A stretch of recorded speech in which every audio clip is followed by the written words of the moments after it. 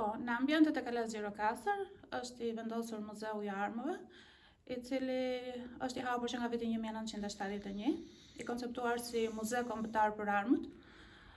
Ka një fond të pasur me objekte që fillojnë që nga antikiteti deri në përfundim të luftës së dytë botërore. Por gjithashtu në ambientet e Kalas janë të vendosur edhe burgjet, burgu i 7 penxherëve dhe Muzeu Historik i qytetit, të cilat gjatë vitit 2025 kanë tërhequr vëmendjen e rreth 20.000 turistëve, kryesisht të huaj. Vizitorët vijnë nga vende të ndryshme të Europës, por edhe nga vende të tjera më të largëta.